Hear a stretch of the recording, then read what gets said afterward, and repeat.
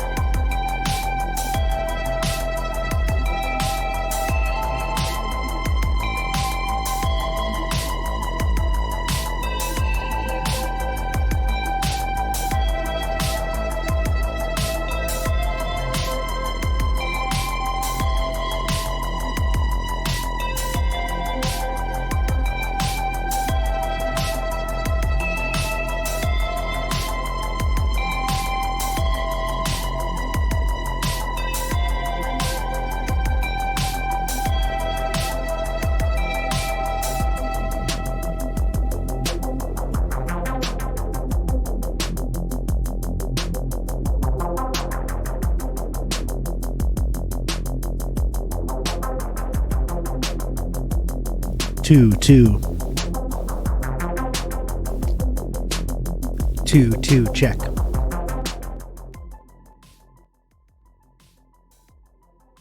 Two.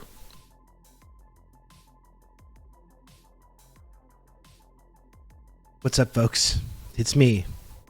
It's Rob, your friend. It's the first stream of 2024. It's the first stream of 2024, folks. You haven't seen me for a while. Obviously, I didn't stream on New Year's. You didn't see whatever you saw that night. You just imagined that. I don't know. You just imagined that.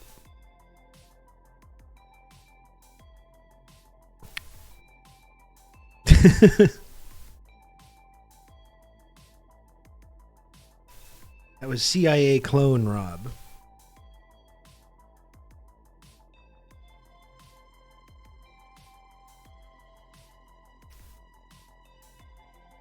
You can count on me. You're gonna have good old. And if you're wondering why, to talk you through all this. We got a first-time chatter said, "Why do you use chopsticks?" I just, when I eat like rice and like an Asian style dish, I like to just eat with chopsticks. I find I take more measured bites than when I'm just shoveling stuff into my gullet. If I have a fork, I'm just going like that. You have to be a little more considerate, a little bit more measured. It's a good way to pick up individual things. Like I made this. Excuse me, I'm still sick. I made this Spam yesterday. I made some Spam cubes with like this soy maple glaze and garlic and Laogan Ma. And it's just good to eat with chopstick. I don't know. It's got you can pick up each individual thing. Yeah, it can be a little bit more deliberate. And also, you know what? It looks cool, and it looked cool and cultured. How about that? Yeah, that's one of the reasons why. You know what? Fuck you.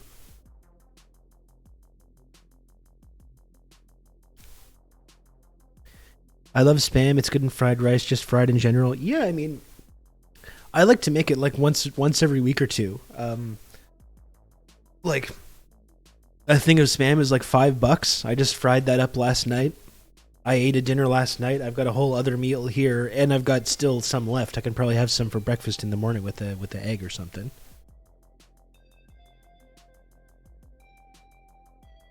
And it's really good. I don't know. Like, this is a really good recipe. It's really flavorful. I tried to do the same thing with tofu the other day, and it wasn't the same. I don't think I did the tofu properly. I still had that kind of tofu taste. It didn't form the kind of crust, the sugary, salty crust in the way that you can do it with this.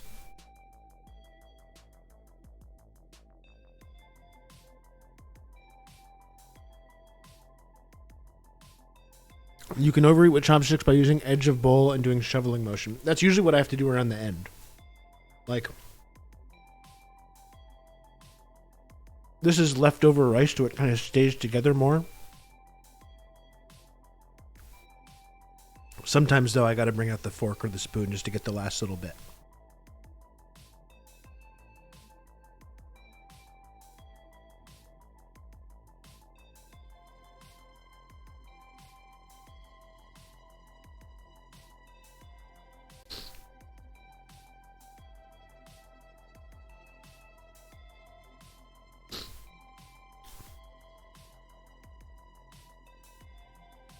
Yeah, $5 thing of Spam, pot of rice. You can make like 3 meals out of that, and they're good too. It's not like a struggle meal. Like three decent meals. Throw an egg on there if you want to get even more crazy.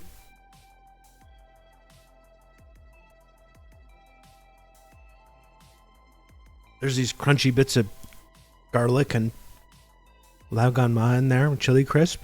Really good.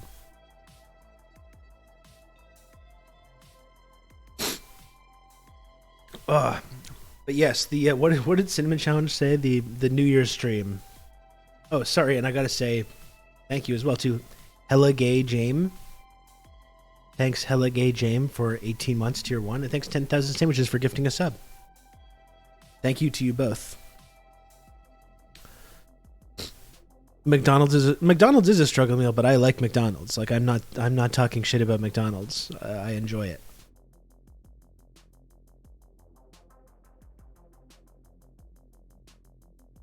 New Year's stream for OT3 level only. That's right. No, it was fun though. You know what? It was fun.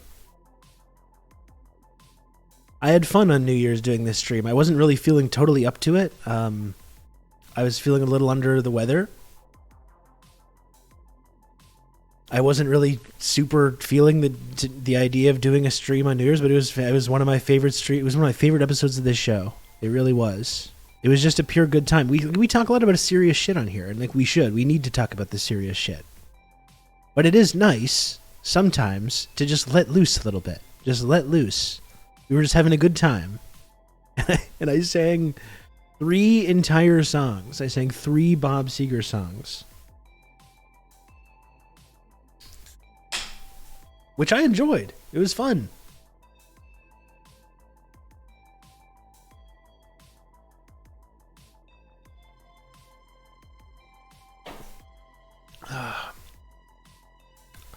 I missed it, but the VOD was a delight. Yeah, it was. I'm glad you got to see it. You're gonna fancy DC. It pairs perfectly with this like sweet, salty, spicy, garlicky Spam. Nice ice cold, crisp Diet Coke to go along with that. Wonderful. Speaking of letting loose, you better not loosen the pressure on that gas pedal, because tonight is the Discord's showing of Speed. That should be great. Marty, I'm taking it you've never seen Speed either.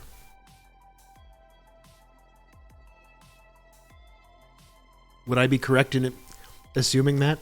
Never seen it.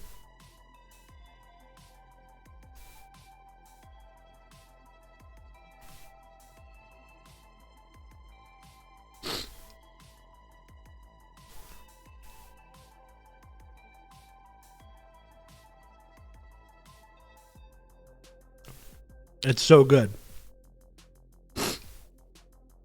Keanu, you got Dennis Hopper with a fun performance. You got Jeff Daniels with a fun performance.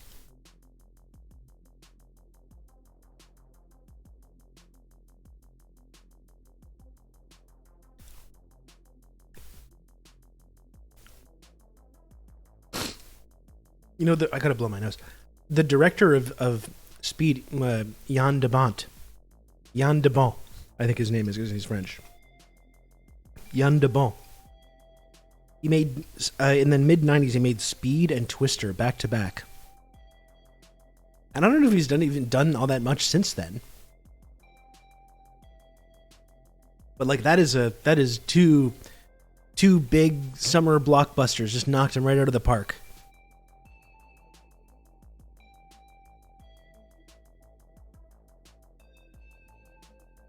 Max, we can debate the physics of Speed later. We've got first timers here.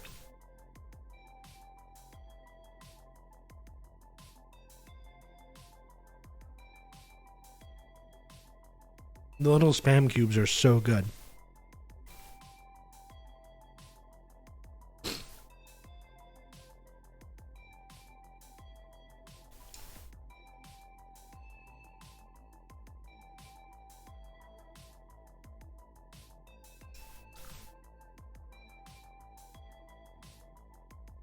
What if Speed but on a boat? I've actually never, as much as I loved Speed, I never saw Speed 2. Did not see it. Doesn't Speed 2 have like a really good villain though? Doesn't Speed 2 have like Willem Dafoe or like someone cool as the villain?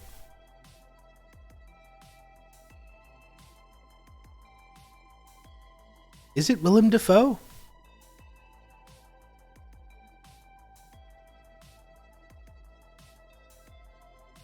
See, using the chopsticks, when you get down to the dregs, then it becomes more difficult. Who was the bad guy in Speed 2? I know in Under Siege 2, it was Eric Bogosian, I think, who's a fucking amazing character actor. But Under Siege 2, I loved the original Under Siege. I don't think I ever saw the full Under Siege 2 either. Even though Eric Bogosian is very cool.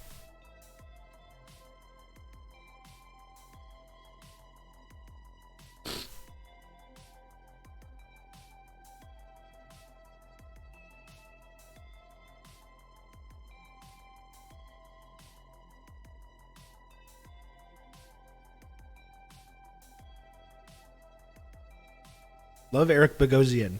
It is Willem Dafoe. Wow. Maybe I should watch Speed 2. I bet it's worthwhile. Once you disconnect from the disappointment of not having Keanu and not having like the same kind of cast come back, maybe there's some enjoyable shit in there. I don't know. I've never watched it.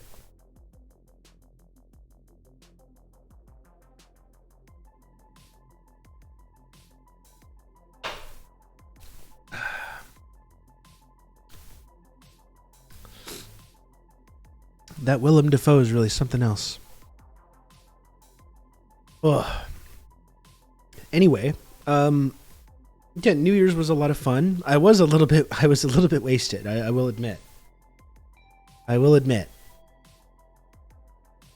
It was probably good that I didn't have any more alcohol in my fridge, because I think after I drank my sparkling wine, I started getting that idea of like, maybe it would be good to drink more alcohol. But it's probably for everyone's benefit that I did not have any.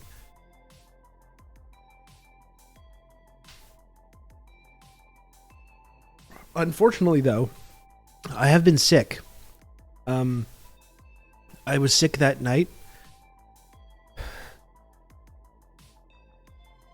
I'm trying not to cough right now. But still a little bit sick, so I'm still trying to get over it. I wasn't even sure if I should stream today, but I did want to get back to doing the show, and there's a lot to talk about, a lot to get into. But yeah, I've been sick the last couple of days, so I'm on all kinds of... I'm taking the nighttime cold medicine and then the daytime cold medicine, you know, that routine. And that shit is strong, you know? I've been getting messed up on this cold medication the last couple of days.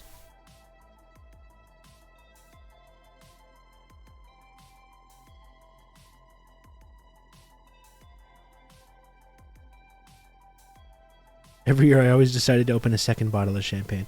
Because at first, the first bottle, at first it's like, I don't feel like that was enough. But then it's only later do you realize, oh, that actually was enough. That was enough, borderline a little bit too much. I think that was the realization that I had later. No, that was good, actually. The one bottle was totally fine.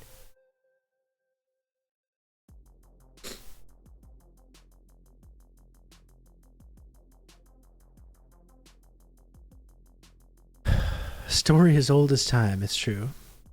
So for anyone that didn't see the stream, though, did you do anything cool on your New Year's? Did anyone do anything? Or were you all here? Were you all here like absolute losers? No, you're not. I'm just joking. You're not. It's cool if you were here. Did anyone do anything interesting, though?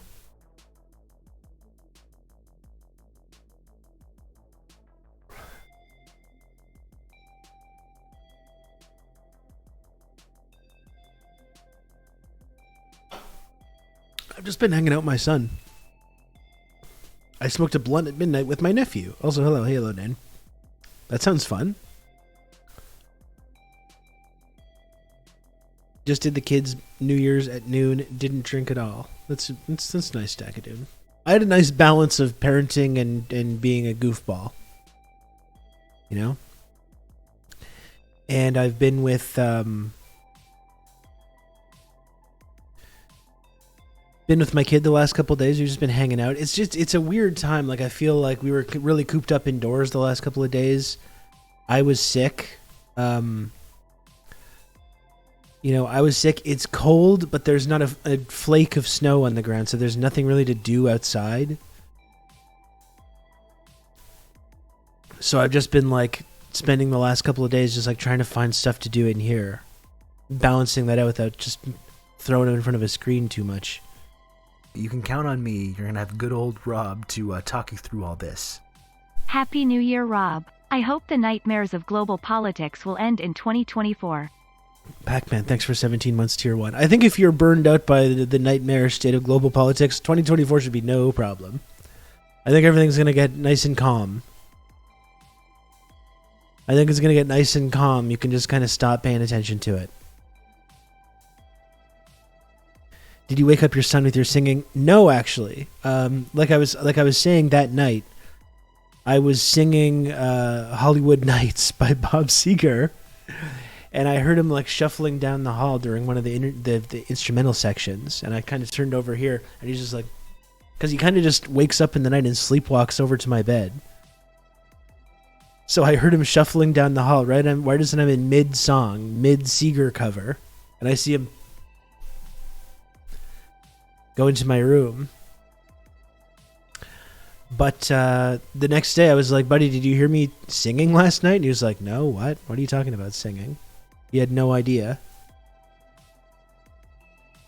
So he somehow woke up while I was in the middle of like sitting here singing a Hollywood Nights by Bob Seger. Walked right by me, went to bed, and has no recollection of any of that. Would you say that maybe he's afflicted with night moves? Oh, Marty. Wait.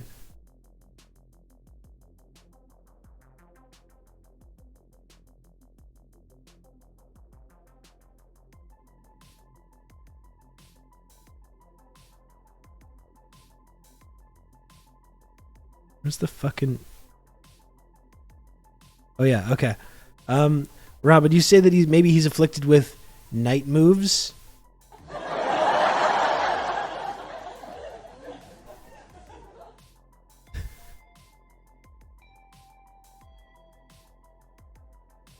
Sorry, You can count on me. You're gonna have good old Rob to talk you through all this.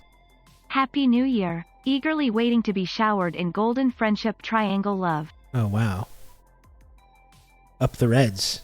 Thank you for 23 months of Prime. One measly month away, up the Reds, from the 24-month shimmering golden sub badge. Sorry, I'm just trying not to cough. Agonizingly close, that's right. No, I've never used the Discord fucking soundboard. There's a soundboard on Discord now when you go in the voice channels, so I started using some of those.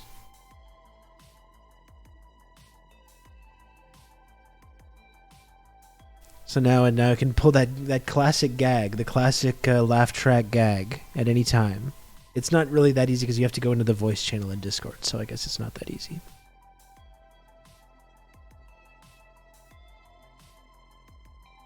A new fellow member of the Piss Badge Club. That's not what it is, but okay.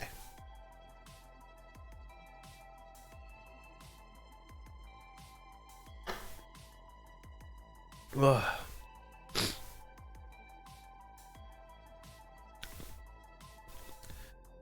So that's basically what I've been doing the last couple of days. I've been sick. I've been staying inside, trying to find productive stuff to do. My kid was drawing a lot of comic books. He's been working on a Lego. Got one of these like car Legos, and he's been building that. He's getting really good at doing those by himself. So it's hard. Sometimes you can like steer him into becoming fixated on doing the Lego, and then it's like you're just like tiptoeing around because you don't want to break the concentration because he gets super into like putting it together. And you're like,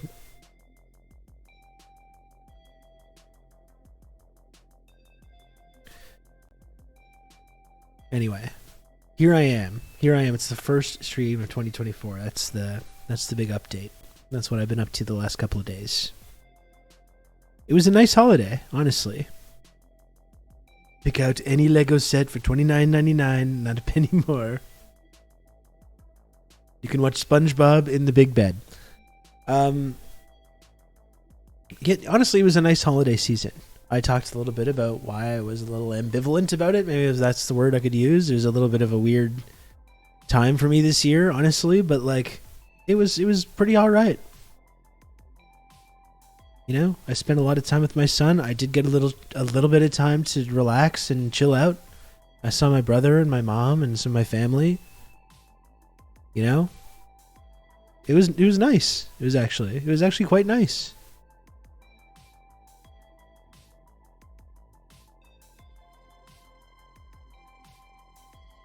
Since Christmas, we got a Switch, and I've been whipping my daughter's ass up and down Rainbow Road. Oh man, that's fun. I've missed you too, Dr. Maggot. Hello. I'm just as upset as you are that Hillary probably won't run again. Still with her. It's not, never say never, okay? Never say die. I'm going down with the ship. I'm going down with the still with her ship.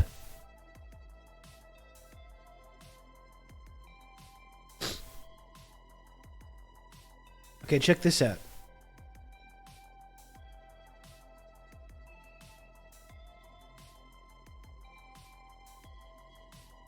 Hold on.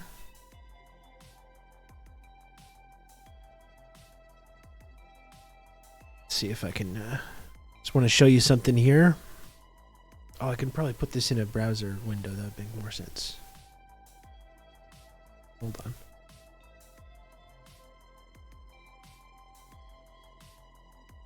Boom, boom, boom, boom, boom, boom, boom, boom, boom.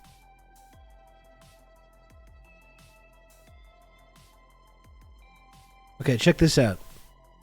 This is very exciting. What is it?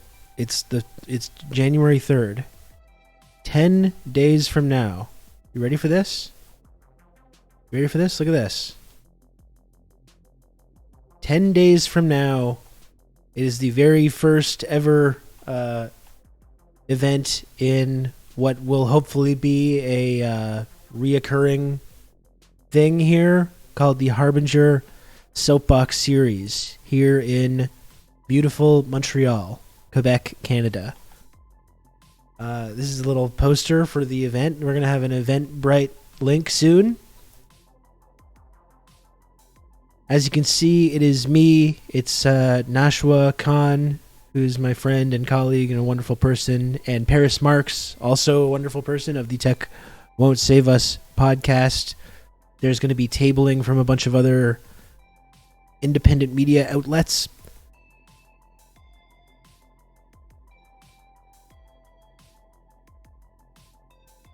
We're going to talk about the news. We're going to talk about journalism.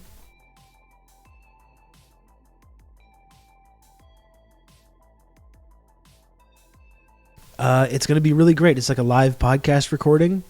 I'm really looking forward to it. Honestly, it's going to be really cool. I'm a little nervous. I've been wanting to do like a live podcast type thing for a while now. It's something I've been thinking about for a really long time. And in 10 days, I'm doing it. We're doing it.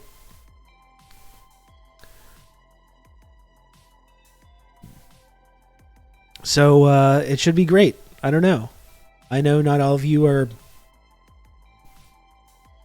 In fact, many of you, most of you, are not in Montreal and not in the surrounding area. But I do hope that some folks are able to make it out. It should be a really fun time. Like I said, hopefully the first in a series of events that we're I believe calling the Harbinger Soapbox series. And it's going to be great. I don't know. It's going to be cool. Any hints for your walk-on music? I don't know. I might make something. I've been working on something. I've been working on a little instrumental, Oh, you know what? I told myself that I would upload the TRRS songs. Okay, I will do that. Okay, I'm still going to do that. I'm going to do that for sure this week, for sure. But yeah, in terms of the walk-on music, I'm gonna probably make something. Maybe I'd go with a classic hit too. That would be good. With Iron Claw coming out, it'd be good to do Tom Sawyer by Rush. That's a great walk-on song.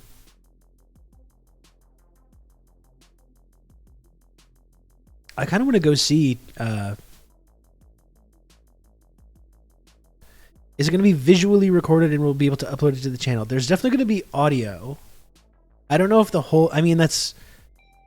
We should probably record it. We should. Get the feather boa ready. Yeah, that'd be great, actually. That'd be a great bit.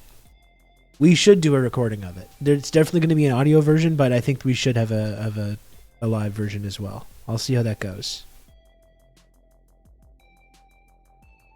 Alan Part, of course, Alan APP has great walk-up music. The Chicago Bulls knew that better than anybody. Boom,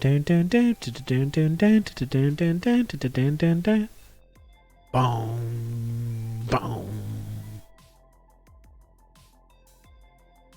Make sure you wear your cat ear headphones. Everyone loves Catboy Rob. The wacky new character. The wacky new character that everyone loves. You know, HDI, I don't think I've listened to the album enough. I love the song Eye in the Sky so much, and I know a few other singles, but it's really the only... I think they have a song called Don't Answer Me, which is really good. But I've never really sat down and listened to the Eye in the Sky album, though. Now I'm thinking about Gordo again. That was... I had to smirk at that, definitely. Season two Gordo. And this is some guy, Rob Russo, some leftist based in For All Canada. Mankind. I was turned on to this sick individual, and I found this. Season 2 Gordo For All Mankind. I related to a little bit too much. Majority Report. Hello. Welcome in. Thank you for the raid. Get in here, Raiders. Get in here. Bring it in here. It's me, Rob. It's nice to see you. Hey, look, it's great that you just showed up, because I was just talking. I don't know how many of you in the Majority Report audience... Smash the follow button, by the way, if you can. If you want to. I don't know. Look at me. Don't you want to follow this guy? I'm getting close to 10,000 followers here on Twitch, whatever this website's called. I don't know. Who knows what it's called? I don't know. But smash the follow button if you can. I was just talking about a live event. Now, I don't know how many of the Majority Report viewers are in Montreal, Quebec, Canada, or the surrounding area. But next weekend, January 13th, that's 10 days from now. 10 days from now, we're going to be doing the very first event in the Harbinger Soapbox series. It will be me, Nashwalina Khan, and Paris Marks. We're going to talk about the news. We're going to talk about journalism. We're going to talk about the absolute bullshit, dog shit, piece of shit state of media in this country. And it's going to be fun. It's a BYOB thing. It's a really cool little venue in the basement of Église Saint-Jacques on St. Catherine Street in Montreal. It's going to be really fantastic. So if you are in Montreal or anywhere nearby, it's just going to be a really cool event. It's going to be really cool and fun. We're going to hang out. We're going to talk about the news and politics. There's going to be jokes. BYOB. Yeah, we are going to record it. I'll be promoting this more over the next week or so, but I can't guarantee that there's going to be free Tim Hortons. No, I cannot guarantee. Will Arcade Fire be there? I don't know that they won't be. You know? You can count on me. You're going to have good old Rob to talk you through all this. I don't Make know. a better world. Slub to Rob. TRRS trustworthy Rob. I don't know that they won't be. Useless. Thanks for 23 months of tier. No, 24 months. Oh, goodness. Useless teammate. 24 months of tier 1 from Useless teammate. Useless, thank you so much for the support. Please enjoy the brand new Shimmering Golden 2-year, 24-month sub badge. Thank you, Useless. I wonder if I should take the train in from Toronto. I mean, listen, I don't want to tell you to go big out of your way or anything, but listen, it's fun to come to Montreal for the weekend, so I'm sure you could put a whole weekend together. You know, you could have an awesome time in Montreal. You can count on me. Take the train in Friday, to hang out, all this. come to this on Lucky 13. Come to this on Saturday. Sunday, you have a good brunch somewhere, and then you're back. That's a fun time. That's a fun weekend. And this event is going to be really fantastic. Really, it's really going to be cool. Magyar Guy, thanks for 13 months of tier 1. Thank you, Magyar Guy.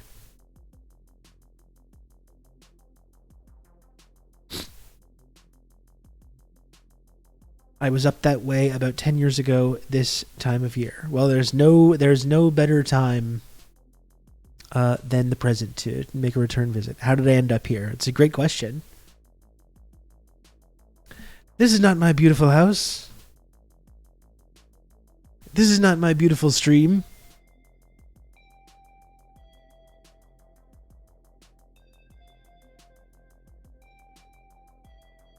Just don't worry about it. The important thing is that you're here now, okay? I think anytime we need to ask ourselves that question, how did I end up here? That is irrelevant, okay? What is relevant is that you're here now. You're safe. You're home. You're with me now, and you're with your friends in the TRRS community.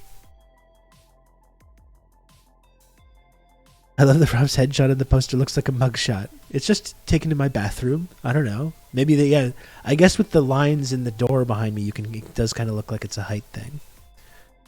The woke police locked me up because I'm too dangerous. I'm too dangerous. Remember, you're here forever. You can check, as they say in the classic song, you can check out anytime you like, but you can never leave.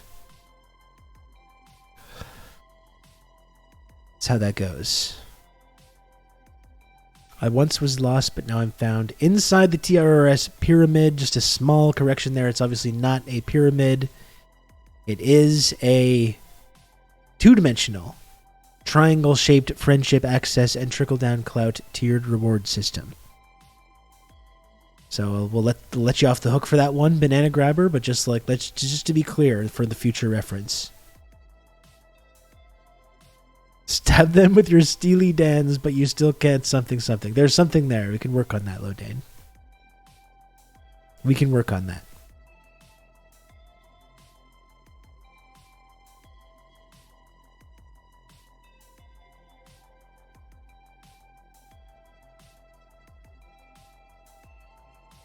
The triangle is on vogue. The triangle is the shape of 2024.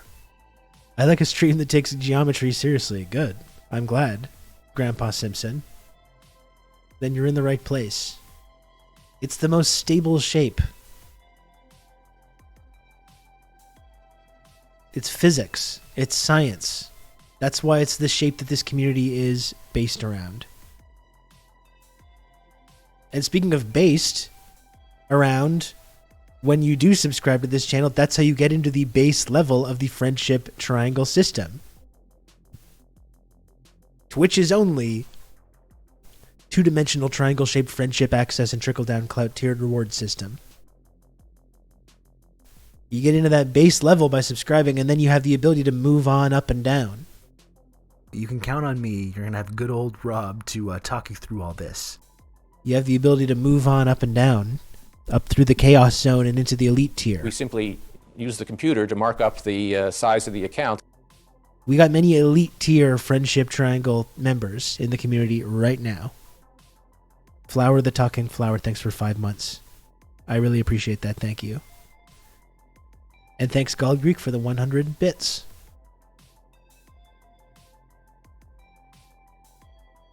Hell yeah. No, it's not a shaft, Red Wizard. You're not going up and down the shaft. There's no shaft.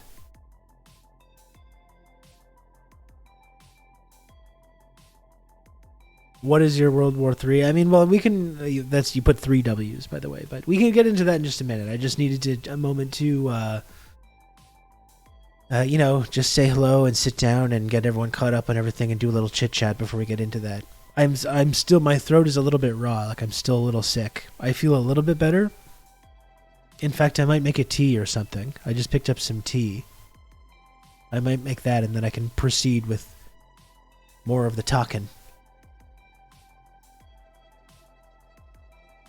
I mean, I guess to sum up, though, we're going to get into this more in detail later, but I think you've got a number of possible fronts opening up right now. It's just, I swear, it's been like every day for like the last 4 years now, almost.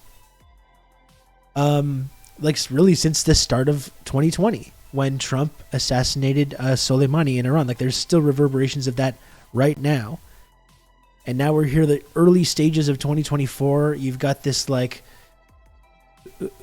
Yemeni blockade in the Red Sea. In addition to Palestine, the genocide going on in Gaza right now. And now you've got Israel attacking Lebanon, bombing a residential neighborhood in Lebanon to take out one of these Hamas officials. And you've got now this terrorist attack today in Iran near the site of Soleimani's grave, because there was like a whole celebration, a brutal terrorist attack in Iran today. I'm sure this will all stay self-contained. Like, that's the thing. I don't want to start... Excuse me. I don't want to start making, like, wacky predictions about this stuff spiraling. You know, it's because it's going to be scary and a disaster. But it's just like, God, it really feels like we're on the absolute knife edge of this really just... You can count on me. You're going to have good getting old so Rob much worse. To talk you through you all know? this. Gold Greek, thanks for the gifted sub to our friend Cinnamon Challenge.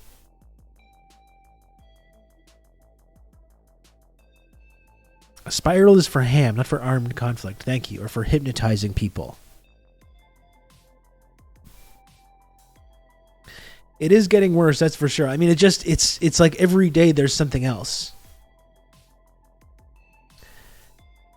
And just now it's 2 days in a row of Israel attacking Lebanon and this terrorist attack. Who knows who is behind that? It's not hard to speculate on who is behind that. Some kind of like Mossad, CIA joint operation.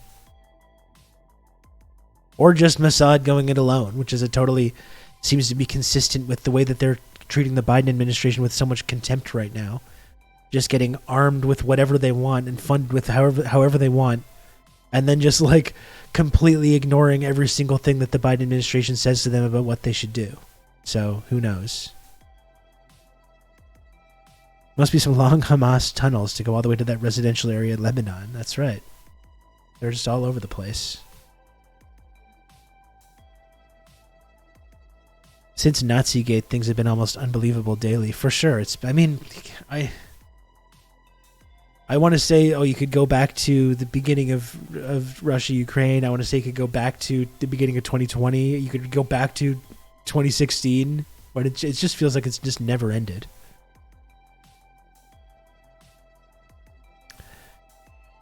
You've restored me to the interior of the triangle. Cinnamon Challenge, you're always in, okay? You're a lifetime member. Whether badge or no badge, Cinnamon Challenge, you're in there. You're literally not allowed to leave. So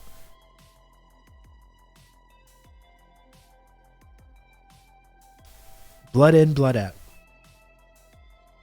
I saw the MEK as a possible suspect. Yeah, I saw that too, but I mean they're funded by the State Department as well, right?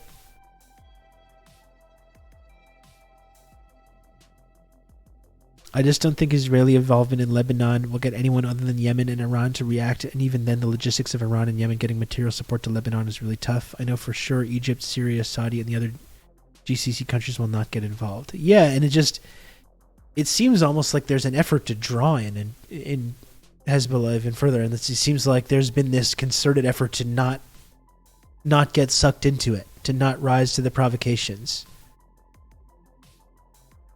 Like, you know, say what you want about Iran, the government of Iran or whatever, but like in terms of their like foreign policy strategy, the patience that they have shown is really honestly quite incredible.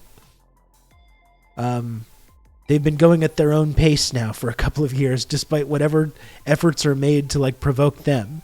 Canceling the nuclear deal, assassinating Soleimani,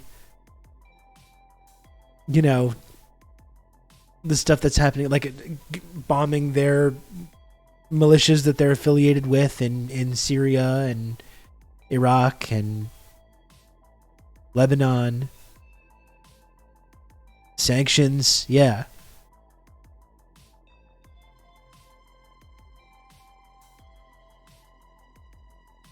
I've heard from various media outlets that the IDF is the most moral military in the world, so it seems contradictory to what you're saying. Are those media figures lying? Yeah, they are, actually. Yes. They're lying, and it's me that's telling you the truth. You can count on me. You're going to have good old Rob to talk you through all this. Dummy Dorko, thank you for the gifted sub. Hopefully I'll be able to talk about this like normally today. I still feel pretty out of it. One more time, though, before I move off this. January 13th. It's like 10 days from now. Saturday, January 13th, Montreal. Please come to this good old Rob event. It's going to be so cool. This. I'm really nervous about it, but I think it's going to be really good. Gald Greek, thank you for another gifted sub. I really appreciate that, Gald Greek. Thank you.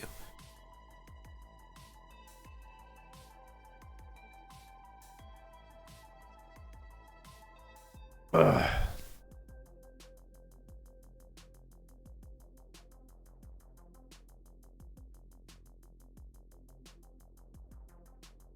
January 13th, Insurrection Part 2, Canada time. What do we got? Are we having an insurrection here? This is the first time hearing about this.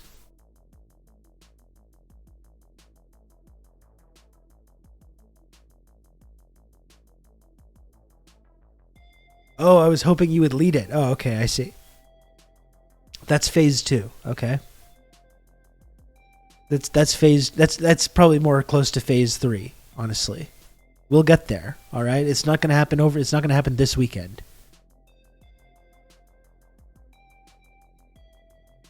It's not going to happen like this weekend, but we'll get there. This is the first step. This is the first stage. I love how the U.S. and Israel have normalized being able to just rain murder down from the skies on people they disagree with. Yeah, but interestingly, when you say like I support Israel and U.S. when they do this kind of thing, no one gets. People might get mad at you online, but you don't lose your job. You don't get in trouble.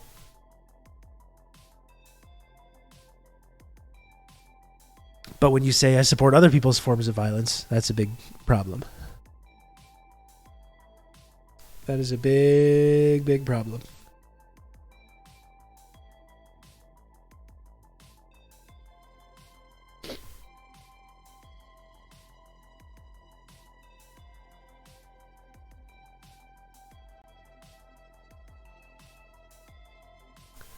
What's this, Sippersky? Michael Hudson, world predictions for 2024. That should be good, actually, yeah.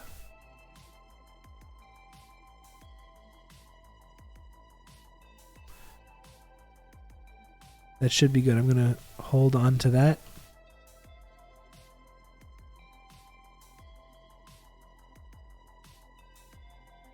I had a manager get pissed at me when he heard me say from the river to the sea. It's crazy how, like, that's been... That narrative that, like, that's what pro-Palestine protests are about, that's what saying from the river to the sea about, is because you think you want to murder all Jewish people. You just hate you, and you want to do genocide, and that's what it is. That's what those things mean. And the idea that that's been, like, turned into, like, a talking point that many people seem to believe. They think that there's these groups of, like, college students just going on advocating for the genocide of all Jewish people on college campuses, and the woke communist college university presidents of these Ivy League schools, which are basically like war criminal factories, are just letting it happen. Like, that's, people think that that's something that's really going on in the United States and Canada right now.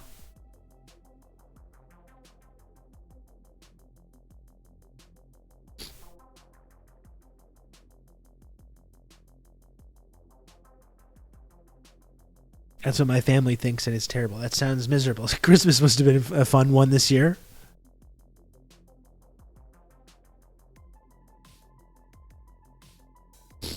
When did this stream get all political? When did stay out of politics? It's like Green Day.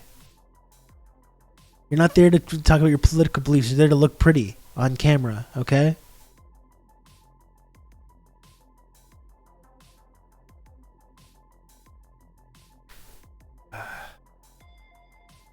Sick to singing dad music. I do enjoy doing that. We must do something about these students with their correct opinions. It's an institution of learning. My brother-in-law's family's all Ukrainian, and I had to bite my tongue. Oh my goodness.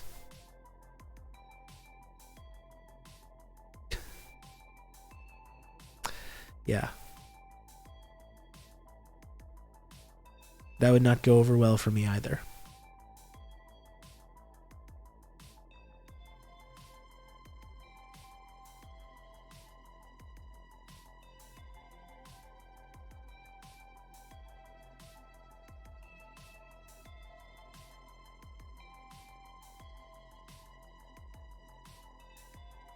Okay, I'm just trying to find you something to look at here for just a moment, because I would like to just make a tea. I think Breakthrough News has been on hiatus the last couple of days.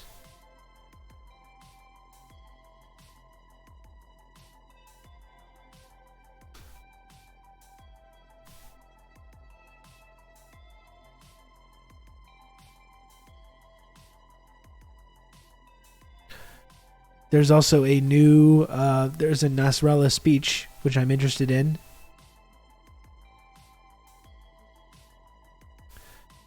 Hezbollah's leader, Hassan Nasrallah. I guess we could start there.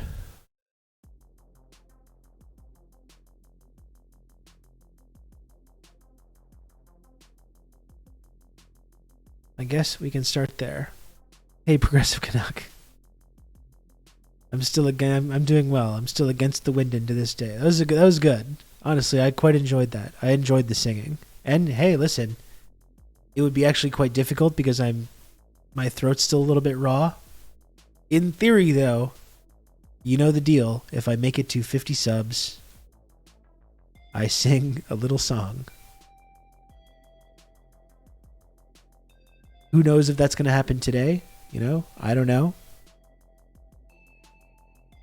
I would have to sing something. I'd have to do like a Leonard Cohen song or something, so I could just talk like this.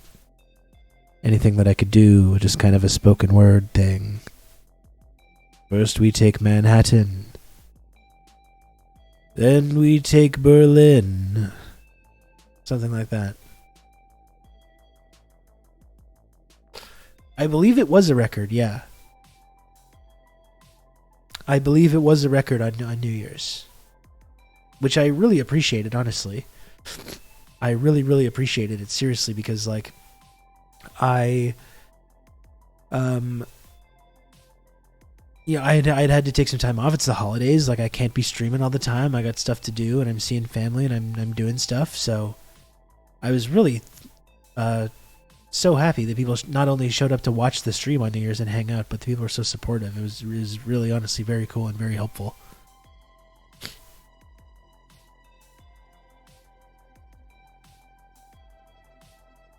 Anyway, so this is the news though. We've got Israel assassinating a Hamas official in Lebanon. We've got Nasrallah responding.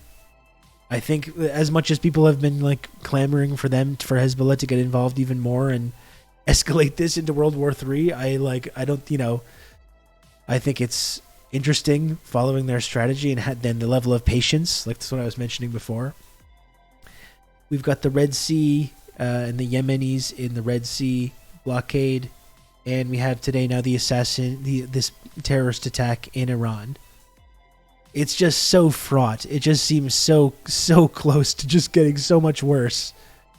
It's truly, and after 4 weeks of plagiarism coverage, that's like the number one story in America. The number one story in America for the last like 3 weeks has been the president of Harvard's plagiarism scandal. Like,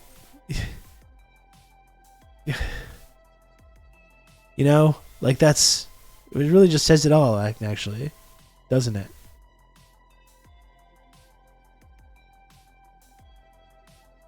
Has anyone taken credit for the Iran explosions? Like I said,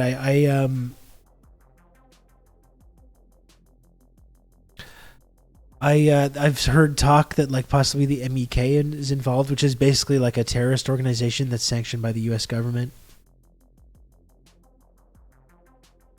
I think we all kind of know, I think we all kind of know.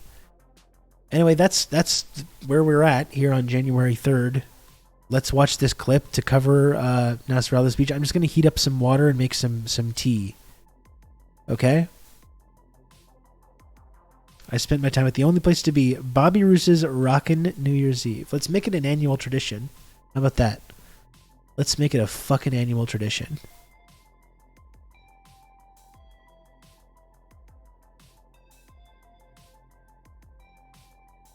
Here we go.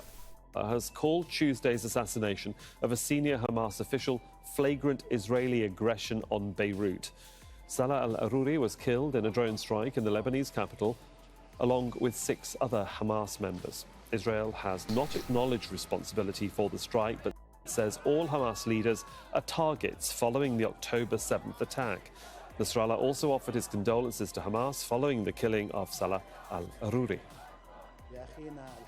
We offer our congratulations and condolences in our brother, the great commander. One sec. Turn off the music. Sorry. The Hamas Movement Political Bureau, as well right as back. his companions, the cadres and the commanders of Hamas, who fell as martyrs yesterday as a result of a blatant Israeli aggression against Beirut's southern suburb. On the same night where Haj Qasim and Haj Abu Mahdi also fell as martyrs. I offer my condolences to my brother Ismail Haniya and to all of our companions in the Hamas leadership, the Al-Qassam leadership, and Palestinian resistance factions, as well as the Palestinian people.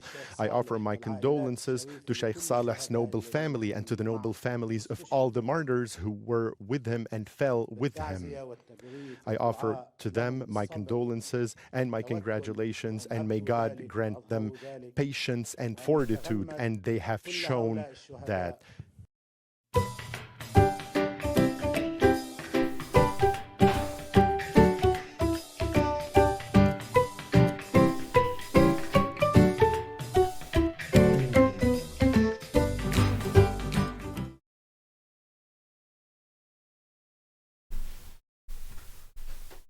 What the? At Great Big Canvas, we believe everyone should experience the Sorry. Let's cross over to Zainab Khadr, our correspondent in Beirut, who is also listening in to Hassan Nasrallah's speech. 1 hour 20 minute speech, and address many issues that pertain to Hezbollah itself. But it was really at the end of his presentation that he really sort of talked about the situation in Gaza, as well as the attack in Beirut that has riled Hezbollah and basically allowed him to quite clearly say that Hezbollah will retaliate on this attack on Beirut? Well, yes, he said that this crime will not go unpunished. The assassination of Hamas's second-in-command, Saleh Aruri, who was killed in Hezbollah's stronghold. But at the same time, it was a very delicate balancing act that Hassan Nasrallah. First of all, he talked about the front in southern Lebanon. Hezbollah is engaged in a low-intensity conflict with the Israeli army along that border. He is saying that it will continue. Both sides really have been calculating their attacks, ensuring that it doesn't become or trigger a full-blown conflict. He's saying that that will continue. But at the same time, he's saying that that doesn't mean Hezbollah is not ready for war, and that Israel, if Israel decides to launch a full-scale offensive, Hezbollah will fight back with its full military capabilities, and threatening the Israelis that they will pay I don't know what the fuck Israel's doing, honestly. It seems like Israel just wants America to just get fully involved. Like, doesn't it feel like that a little bit? Like they can't defeat Hamas even in a fucking prison camp. And it almost seems like they're trying to pull in Hezbollah and pull in Iran. Like, am I crazy here? Like, there's like America and Israel are in like a fucking murder-suicide pact right now. And Israel right now just seems like they're doing everything that they can to try and turn this into a conflict that the U.S. has to get involved with. And the U.S. has been like really trying to avoid it. You know, they prefer proxy wars. The U.S. for many years, bipartisan across the ideological spectrum, have preferred proxy wars. And it seems like Israel is like, no more, no, we've had it with this. We need to get you involved here. And you've got the U.S. basically ignoring attacks, like they're being attacked in the Red Sea. They're being attacked in Iraq, in Syria, like military bases being attacked. And the U.S. is like, I feel like desperately trying to avoid getting drawn into this thing. It is really crazy. A false flag on the U.S. seems likely. Wouldn't be the first time Israel tried or succeeded, some might say.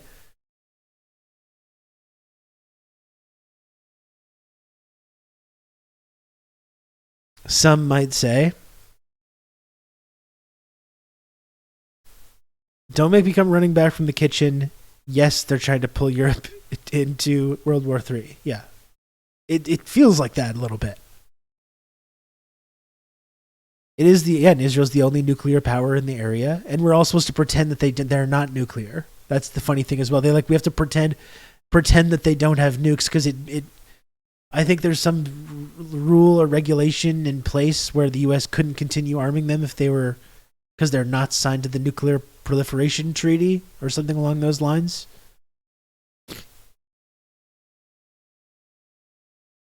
And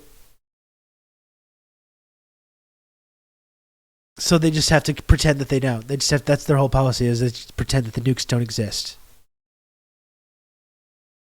We're in the middle of World War III against Iran-led radical Islam, those whose tentacles are already in Europe, Israel Katz, Israel's new foreign minister, said on Tuesday. Also talking recently about openly talking about ethnic cleansing as well. And the Biden administration's like, stop talking about ethnic cleansing. We don't approve. And they're like, fuck you. What are you going to do? We're doing ethnic cleansing. We don't care. Shut up. That's basically what they're saying. And he said tentacles. Well, it's, as we've talked about before, the way that Israel uses a lot of those anti-Semitic tropes and just applies it to Muslims. Just applies them to Muslims. Not only the tropes, not only the rhetoric, but also the actual actions.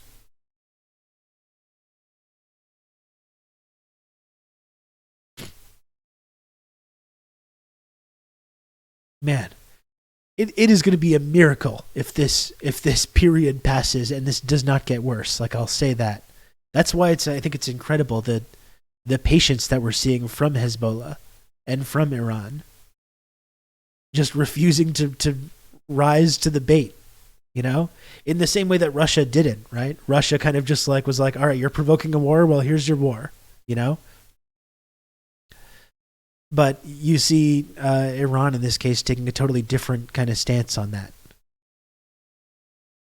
And they don't want to get nuked either. That's true. And yeah, that didn't work out either. That's the amazing thing. That strategy of provoking Russia into a conflict worked. And they still just took a big L on it. So anyway, I'm going to go get my tea. Just let me throw this video back on. Price. But Hezbollah, Nasrallah also kept talking about strategic national considerations that each of the so-called resistance groups and this axis of resistance across the region have to take into account. And in Lebanon, Hassan Nasrallah knows that Israel can destroy this country. Israeli ministers have said that they will level Beirut, that they will level the southern suburbs of Beirut, where 500,000 people live. Yes, it's known as a Hezbollah stronghold, where Hezbollah has bases and offices, but it is also a residential neighborhood where 500,000 people live.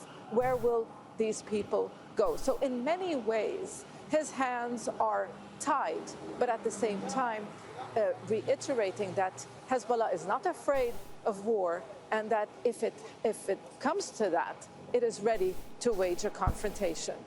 Zaina, Hassan Nasrallah may not be afraid of war, but Lebanon might be as a country. I mean, what has the government said, if anything at all? They've remained pretty silent so far. Well, the Lebanese prime minister has been holding contacts with Western governments. The United States, France, envoys have been visiting Beirut, shuttling between Israel and Lebanon to try to diffuse tensions. But at the end of the day, Hezbollah is stronger than the state. Hezbollah's army is stronger than the Lebanese army. Hezbollah takes decisions on its own, and it has gained opponents in this country who say that it is not up to the group to decide whether or not, Lebanon will be dragged into war. So a lot of people in Lebanon will be relieved that, at least on Hezbollah's part, there is no intention to trigger a wider conflict or expand the conflict that is now confined and contained to the border area. But at the same time, many people here feel that Israel is trying to drag Hezbollah to war. Montreal must have a biker gang club that was in a residential neighborhood. Let's just bomb half the city. That's right. Was not able to restore security, and or on the there's also I've seen reporting on this that this was like a precision strike targeting this specific apartment where this guy was, which shows they have the ability to do these kinds of precision strikes, which is not what they've been doing in Gaza. They've just been leveling the entire city, obviously with total intention. And you look at the statements from the foreign minister and what people in the Israeli government are saying, going, we want people to leave. We want to do ethnic cleansing. Low to the Israelis. If you think about it, tens of thousands of Israelis cannot return to their homes in northern Israel or in southern Israel. So he said that is one of the achievements that the group has achieved, since engaging in conflict to try to help relieve its ally Hamas in Gaza. So Hezbollah promising a response. It didn't give any further details, but also reassuring in one way or the other that for the time being, the actions and the military operations in the south will remain calculated unless Israel changes the situation. Zaina Khadr there for us in Beirut. Thanks very much for the update there, Zaina. Let's cross over to Tel Aviv now, as Saira Khairat is also standing by. And Saira, I have to say, I can't believe that Israeli officials weren't watching that Nasrallah speech. They would have been watching with great detail. I'm sure they were watching it with great detail. We haven't had reaction, but in the same way, we didn't actually hear any claims, official claims from them for carrying out that assassination on Al-Aruri in Lebanon yesterday. Now, what we do know is that, interestingly, the Israeli army chief has been visiting those northern commands on that border with Lebanon and saying that they are on high alert. We've known that since overnight, when we also heard it from the military spokesman Daniel Hagari, saying that they are ready for any possible scenario. How this will be taken here, it's yet to be seen. However, what we do know is that Israel has said time and time again that that all of those Hamas leaders will be killed. They'll go after them no matter where they are, not just in the Gaza Strip, but any other country as well. They said that it's not just a case of getting rid of Hamas in the Gaza Strip, not just militarily, but also politically. They want Hamas to not exist and that it wouldn't be able to function ever again or to ever carry out such an attack. And of course, they're keeping their eyes very closely on Hezbollah, because Hezbollah, the Iranian-backed group, has been launching attacks every single day since this war began on those northern border towns all along, from west all the way to the east, and said that they will continue to do so as long as the war in Gaza continues. Sarah, in terms of your analysis about the troop movements in and out of Gaza, the reservists being rested before they are redeployed, is there going to be a recalibration, do you think, now by the Israeli government as to how many go back potentially into Gaza and how many might be redeployed north? I mean, it's now a case of a very serious conversation. Only Iran-backed groups, never the U.S. No. About where they deploy their Of course strength. not.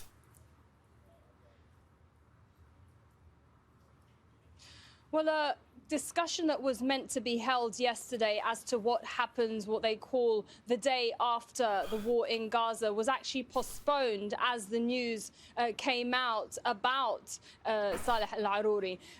Now, we know that's been postponed supposedly till Thursday. Again, it was already postponed from last week after some of those in the ministry were up in arms about not being included in that discussion. But away from that, the redeployment of troops, them coming out, the reasons given was because of fatigue, needing to give some of them rest. It doesn't necessarily mean that that's because they're redeploying them to the north.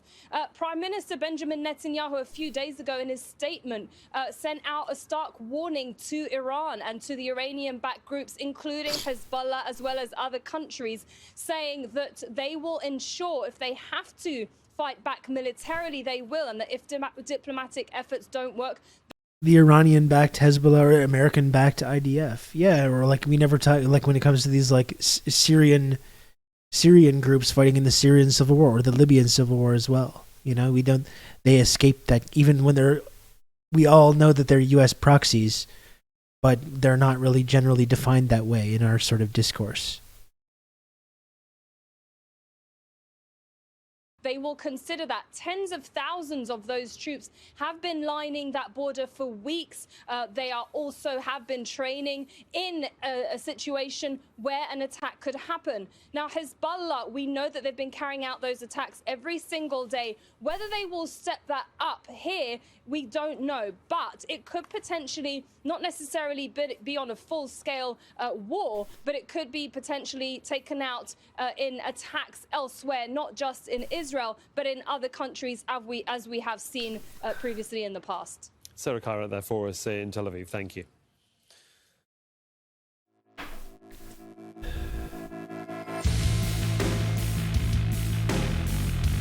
Yeah, no, it was the Free Syrian Army versus the Iran-backed Assadist forces. That's how we described that.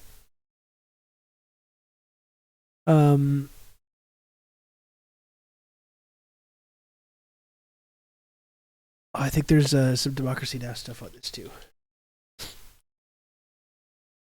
I don't totally know how long I'm going to be able to do this today. I wanted to do a full stream, and I intend to, but I am feeling, my throat is sore, and I'm feeling a little like lightheaded as well because I've been taking all this cold medication. So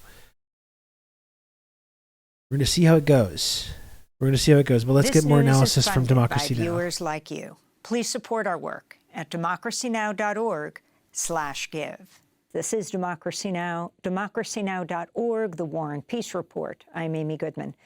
Fears of a regional war in the Middle East are growing after a top Hamas official was assassinated in a Beirut, Lebanon suburb Tuesday. Hamas's deputy leader, Saleh al-Aruri, was killed in a suspected Israeli drone strike that also killed, it's believed, 6 other Hamas members. Al-Aruri was the chief of Hamas's operations in the occupied West Bank, also credited with strengthening ties between Hamas and the Lebanese group Hezbollah. While Israel has not claimed responsibility for the assassination, one prominent Israeli lawmaker congratulated the Mossad and Shin Bet on social media. An Israeli army spokesperson said the military is in a, quote, very high state of readiness in all arenas, in defense and offense, unquote. At the United Nations, a spokesperson for the UN Secretary General urged nations to show restraint. Because of the escalating tensions and the fragility of the situation in the region, we are calling for maximum restraint from all parties. We don't want any rash actions that could trigger further violence. We don't want any rash actions in this Lebanon's situation. Prime Minister Najib Mikati condemned the drone strike, warning the attack, quote, aims to draw Lebanon into a new phase of confrontations, unquote. The assassination came a day before the 4th anniversary of the U.S. assassination of the Iranian general Qasem Soleimani, who was killed by a U.S. drone strike inside Iraq under the Trump administration, January 3rd, 2020. Yeah, and immediately did a terror attack in Iran, is what I'm saying. Like, it's been just one thing after another. This is like, I swear, like, let's just go back to February 2022 and the invasion of Ukraine. It's just, it has felt like such a powder keg just this entire time. We've been talking about it almost every day on this stream, right? It has just felt for multiple years now. Are we gonna spiral into something even more horrible? It's just felt like we've been right on the razor's edge of it, you know, for now multiple years. And right now, there's just so many fronts of this thing, and so many different possible ways that this could escalate at this moment. It's absolutely crazy. There's a dang Cheeto in the White House. Oh, wait, no, let's go, Brandon.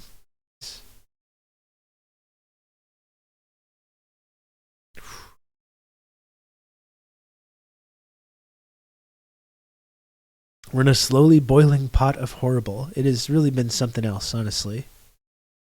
This feeling, not to complain like we're the victims. Obviously, we're not. If we're living here in the West and we're comfortable and safe and we're not victims of war. But I will say it's psychologically draining to be plugged into this stuff every single day and to feel this constant sense of like possible doom on the horizon that just never really materializes. Like I've talked about before, you almost have this sick, like almost suicidal impulse to just be like, collapse, you know? Everything's teetering and teetering and teetering. You're just waiting for the other shoe to drop. Like I would, even though it's going to be chaos, it's going to be disaster, it's going to be horror. You almost just like want whatever's going to happen just to fucking happen finally so we can stop worrying about it. But I don't know. I don't think that's a very healthy thing either, honestly. During an event marking his death, 173 at least were injured in the blast, which local officials describe as a terrorist act. We're joined right now by Mouin Rabbani. He is Middle East analyst, co-editor of Jadalia, and host of the Connections podcast. He was previously a senior analyst for the International Crisis Group. His latest piece for Mondo Weiss is headlined, "The Long History of Zionist Proposals to Ethnically Cleanse the Gaza Strip." We're going to begin with what's happened in Lebanon and the significance of... Hopefully it'll be Israel's last war. I don't know. I feel like that's a little bit part of it. It feels like on the part of like Israel's ruling class or leadership class, they almost do get the sense that the whole project is coming down to this, right? And if they stop or if they go back, then they're going to be finished. So it's like it's now or never. We're going to keep going and keep pushing and pushing and pushing until we get the big regional conflict, the final conflict that we want, or our project's just going to disintegrate.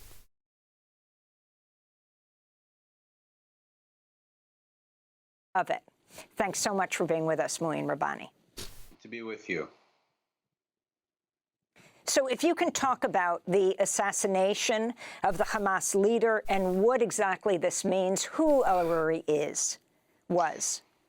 Well, Saleh al-Aruri was a West Bank founder of the military wing of Hamas, the Qassam, the Azzedine al-Qassam brigades. He spent many years in Israeli prisons. That's a good point, too, Dakadun. They say how fickle the U.S. can be, although the U.S. is a way greater ally to Israel than they'll ever be to Ukraine. In the southern suburbs of Beirut, effectively under Hezbollah protection. He was a key liaison between Hamas and Hezbollah in Lebanon, and also with the Iranian government. He's said to have been close with Yahya Sinwar.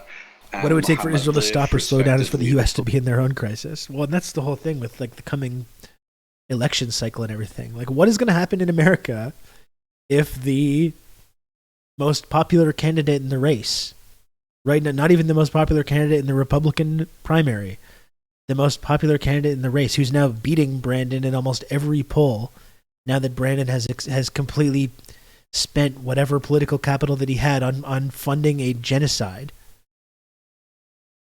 The most popular candidate right now may not be allowed to run. Well, how's that going to work exactly? And I'm not even saying that's wrong. You know, we've talked about Trump and January 6th and stuff. He did try an insurrection. He did try to do a coup. It was very stupid and half-assed and funny, but he did try. But, like, what's going to happen if you lock up the most popular presidential candidate? What's going to happen if you prevent the most popular presidential candidate from running in the election? I don't know what's going to happen. I'm sure I have no fucking idea, honestly.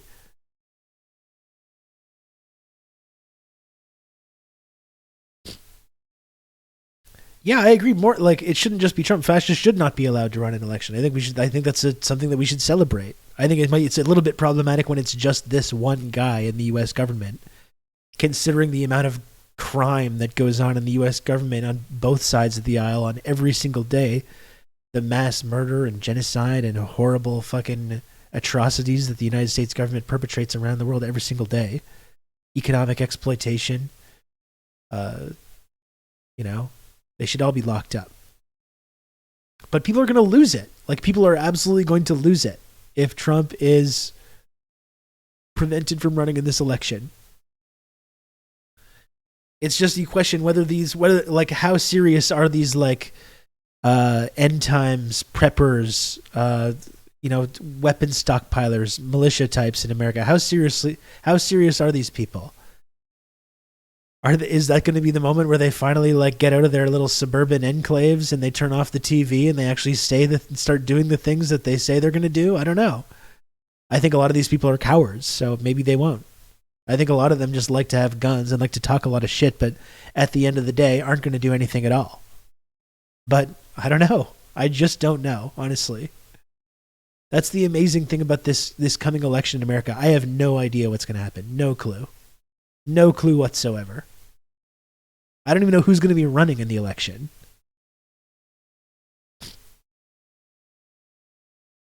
If the treat flow stops, that seems to be a big indicator for sure. Let me put this back on, and I'm going to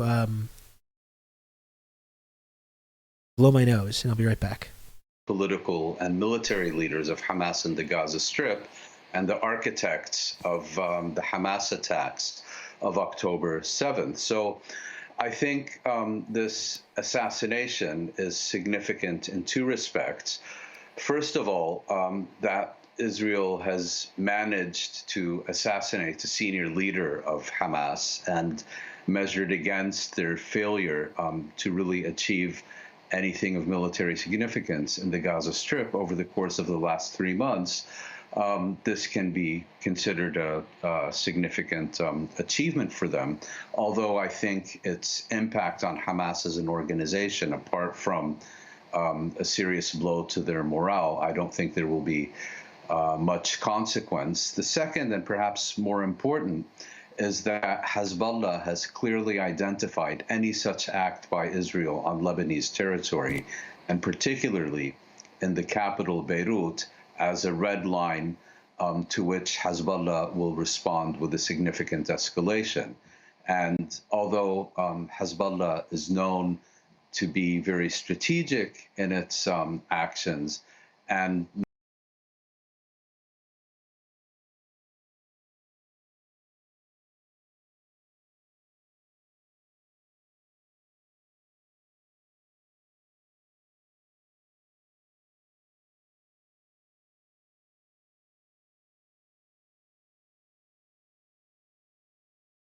Sorry, I was just talking to Unequal Chic. Real muted. Now I never know. Now I know. I don't know when you're doing the bit and when I'm actually muted. Anyway, I was just responding to this really great offer from Unequal Chic. Says, sorry for bothering you. I want to something, promotion for channel, viewers, followers, blah, blah, blah. Price is lower, competitor, quality, guaranteed to be the best. Honestly, it sounds like a really, really good deal, and that's really exciting. And I'm going to go ahead and get my credit card information and my social security number, and I go and get that over to you right about now.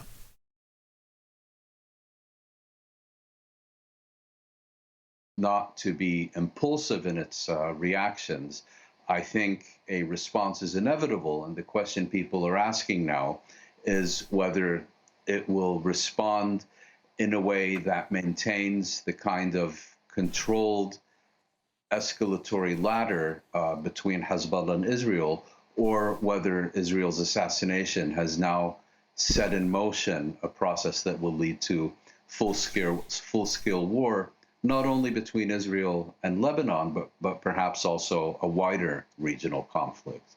Do you know about the others? Just give your credit card info on the stream. Just don't listen to that. Well, if I ever give out any personal information like that, you just have to not listen, please. Were assassinated yesterday. In addition to Aruri, there were 2 commanders of the Qassam brigades, the Hamas military wing, in addition to 4 other Hamas cadres. It's quite clear that Aruri was the key target, and I think one thing that requires explanation from Hamas's side is how these 7 people were meeting in a Hamas office in Beirut at a time when it was very clear that Aruri was wanted, not only by Israel, but also by the United States, which approximately a decade ago put a price on his head. Do it and I'll provide many gifted subs. You do that for me? Wow, that's so generous. Thank you, Kev. In terms of operational security that That's allowed fantastic. Israel to book this achievement, and some are even, describing it as an own goal by Hamas at a time when it is denying Israel any significant military achievements in the Gaza Strip. So what does this mean for a wider regional, perhaps, war? I mean, you have, I think, privately, the U.S. has been reaching out to leadership in Lebanon. This then takes place. Not clear what the U.S. knowledge of this was. You have, at the time of this broadcast, Hassan Nasrallah, the head of Hezbollah, has not yet spoken, but he's expected to give a major address.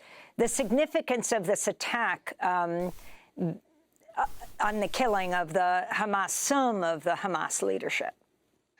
Well, I think what many analysts in the region are concluding is that Israel clearly would like to see greater regional escalation, and that a key reason it would kind of seems like this that escalation is because it knows that it will enjoy the support and eventually perhaps the participation of the United States in that escalation. That's what we were saying, yeah. To be clear, it really seems like that's Washington the end game has here. Indicated to Israel that one of its main priorities is to prevent precisely the kind of regional escalation that we may now be about to witness. But Israel, I think, also understands that although it is acting in contradiction to U.S. policy preferences, that it can essentially do as it pleases, because apart from a potential verbal slap on the wrist, there will be no consequences. What's America going to do?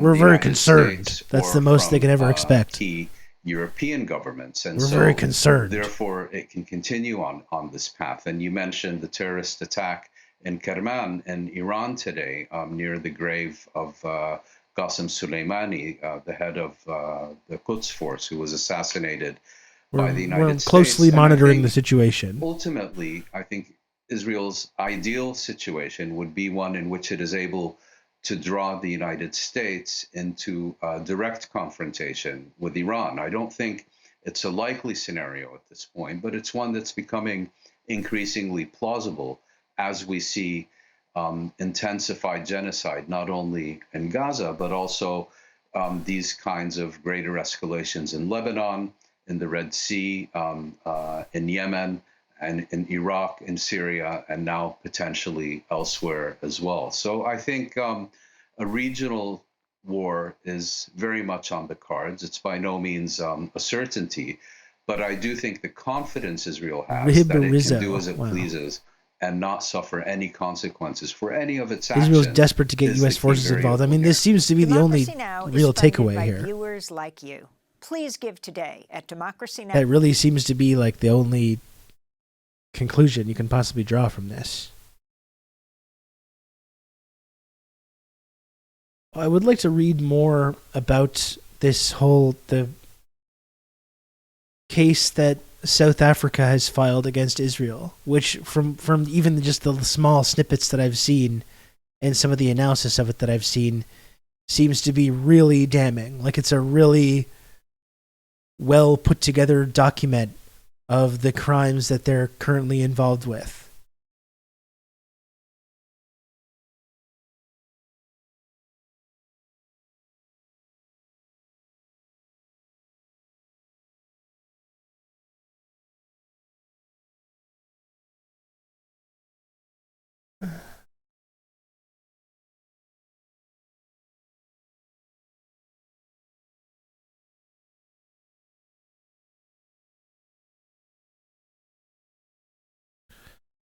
When 103 people killed in that terrorist attack in Iran.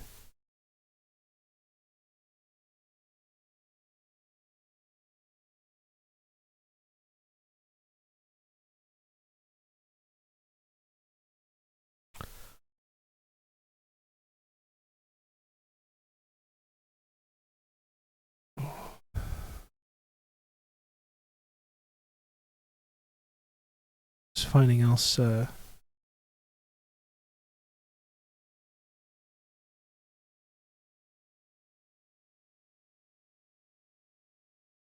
We begin with breaking news out of Iran, where here's the officials Iran are saying story. that at least 73 people have been killed in 2 explosions. Now up to during a 103. ceremony honoring the slain Iranian general. And we know who's involved in this, right?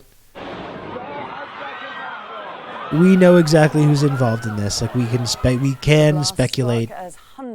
It's the kind of thing that, like, well, there's no evidence of blah blah blah blah blah. But it's like, you can wait 30 years for the evidence to come out, or you can just like believe your eyes and ears and your brain. Hey, Marcus. We're doing well. We're descending into the crisis zone, and we're all just chilling.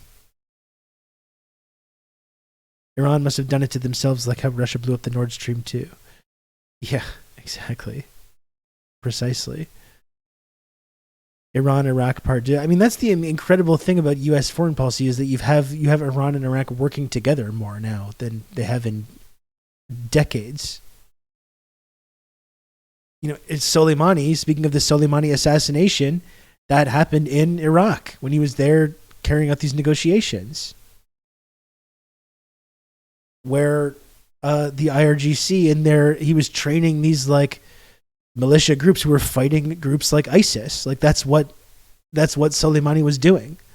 That's why so many people were horrified at his assassination.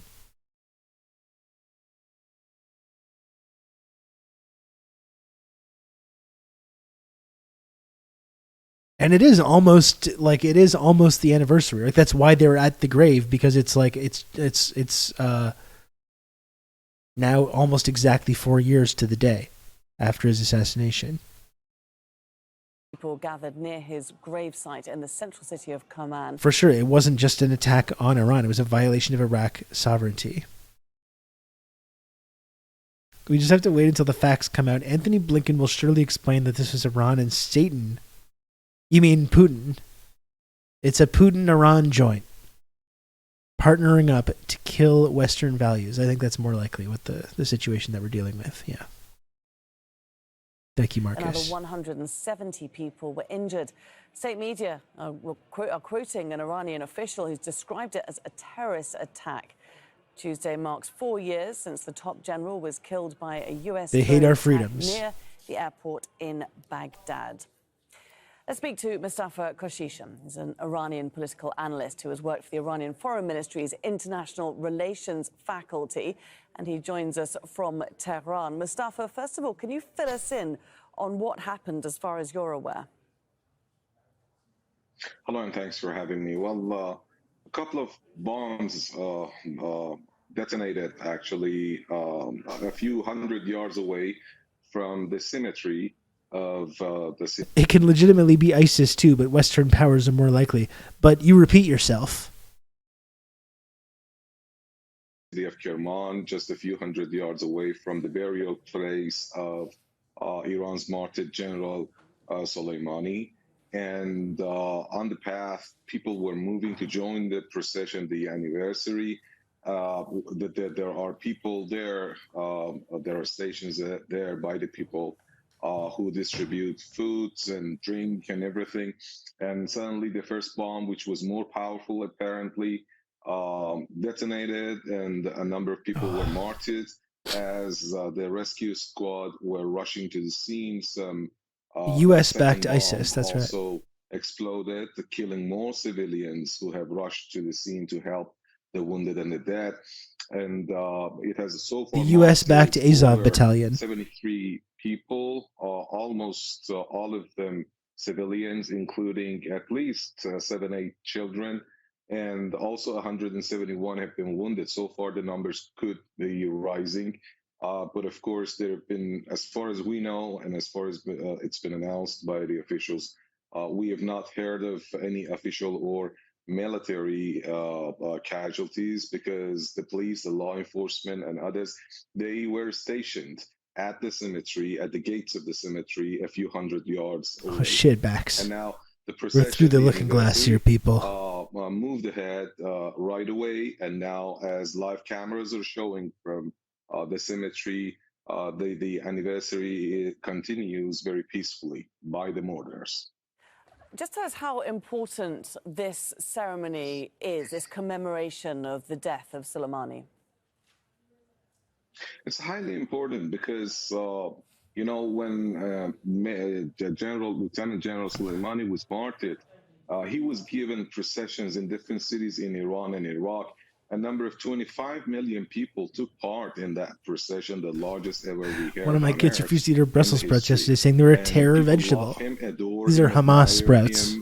There are pilgrims who go to his burial place every day, so it's highly important. That makes the event more paramount and more important and more vital, because definitely this has been a major breach and a terrorist attack on Iranian civilians, which will not, be without the response. Definitely, Iran is very much sensitive to those that harm its security, and especially the killing Iranian citizens has always been a red line. So, considering the events in the last 10 days, it seems that we should be waiting for Tehran's response to those in charge of these attacks. We're just getting an update that now the death toll has risen to 81. That's 81 people killed in these two explosions. You say with some certainty that these were bombs, that they were remotely detonated. Indeed, in Iranian media, we're seeing reports that they were also remotely detonated. But do we know with any certainty that fact, or is that still speculation at this stage? And also, who do we think might be behind it? Well, official reports have been silent about this. Investigations are underway by the Iranian Intelligence Ministry to clarify if there has been any suicide bombing or both have been remote bombs. But definitely at least one of them has been bomb attacks. But some of friends on the scene have been saying that they have seen it's risen since then, James. I think it's up to 103. And they are sure that it's up to 103 now. bombs remotely exploded, but there is no official report about that. Also, about those culprits behind the crime, the terrorists, there has been no official report. Iran's interior minister is going to speak to the Iranian media in about a few minutes now. But my personal gathering is, and yeah, like Marcus, like it's not a Israel. surprise all the people that marched and supported Soleimani. Again, you don't have to like the Iranian government to recognize why such a figure would be popular. Again, he's going out into all these regions. He's training these militias who are fighting ISIS, who are fighting this brutal extremist group, possibly funded by the CIA, the United States government, and so on. Going out and training like militias to fight against this group that was like committing mass murder and was terrorizing the entire region in the vacuum, the power vacuum that was created by the Iraq War and all the chaos in Syria and elsewhere. God Greek, thanks for the 100 bits. It's not surprising he's viewed as a hero by many, many people. That's why it was so egregious the way that he was assassinated like that by Trump while he was in Iraq, involved in these kind of negotiations. That's an incredible provocation, and that's why it's been since 2020. It's been 4 exact years of feeling, is this the day that World War III is going to start? Like, that's how long it's been now. I was talking about how much he was revered earlier, but 25 million across multiple countries marching after your death. Yeah, that is absolutely insane. That is absolutely insane. Israel, this has been Mossad, definitely for me, it's completely clear. Considering the events in the last 10 days, the terrorist attacks, they started in Damascus, then they in Beirut. How have I been since the new year? I've been good. I'm sick, so I'm still not totally back up to speed. I did have a fun time on New Year's, though, drinking sparkling wine and singing Bob Seger songs. Marcus, you missed that. Are you into Bob Seger, Marcus? I was doing a lot of Bob Seger singing on New Year's. It was really something else. I was all sweaty. Just dripping with sweat singing Bob Seger songs. Some of you, I'm sure, loved that. Bob Seger, I barely know her. Oh my goodness. In There's Iran, really something they else. failed apparently to find dignitaries, officials, and militaries. That's their protocol. That's their program and plan always, that whenever they fail to do so, they go for the public in order to create a tragedy. Apparently, to me, it's completely clear that Netanyahu has failed in his war on Gaza. And he's empty-handed in front of the Zionists inside the occupied territories. His government is very much fragile and might collapse soon. And God knows that his political career will end up behind jails soon. So he, after this failure in Gaza, he's trying to, show that he has earned something at least. He wants to say probably to the Israelis that he has done some reprisal attacks in Beirut, in Damascus, and in Tehran. But at the same time, the strategic target seems to me to be escalating the tensions in the region. That has been what Netanyahu and his army and Mossad, they've been doing, moving heaven and earth in order to escalate the tensions since a few weeks ago, because they want to bring the United States and their European NATO backers into this conflict in order to escape this defeat and failure in Gaza, and in order to continue this war. So far, Tehran's shown reservations and self-restraint, but I do believe that after the martyrdom of General Razi last week, as well as today's event, which was a tragedy and killing Iranian citizens, a mass murder, there will be a response, definitely, and there will be dire costs for the Israelis. Okay, Mustafa Koshisham, thanks very much for taking the time to speak to us there.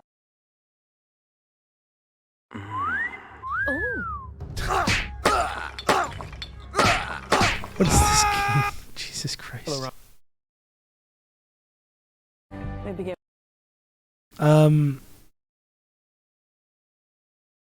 Yeah, I don't know. There's just so many. There's so many powder kegs here. The whole this whole situation, and that's what I mean. It's like it seems like the question that I think we need to be asking is like, how long is this kind of patient approach going to continue? And that's what it seems. It seems like when you come with both Iran and China to an extent as well, they seem to have this like stance that we can just wait it out. We just don't rise to the provocations. We can wait it out, and America can just continue to tie the noose around its own neck, right? That seems to be the way, and it's like you can't really argue with the strategy because that seems to be working out pretty well for all of them. And I guess on that level as well, you can kind of understand Russia's actions as well. We talked about how they took the bait, they invaded with all the provocations. They were like, I was saying earlier, you want your war? Well, here you go. You got your war. And if you do view this as being like a somewhat cohesive strategy from all these different countries, it's like you have Russia on one end tying up the American empire in Ukraine. They're flooding Ukraine with all these resources and all this money and all these weapons, just completely pumping weapons into Ukraine for 2 straight years to still not make an impact. And then all of a sudden they're way less able to back Israel to the extent that they might. They're way less able to turn Taiwan into the next Ukraine, into the next front, which that there's appetite for that. So it does kind of make sense if you want to view all these countries as having kind of a somewhat cohesive strategy to subdue and maybe ultimately destroy the forces of Western imperialism. Raytheon stocks did go up though, so there's that. The scam economy is still ripping along pretty good.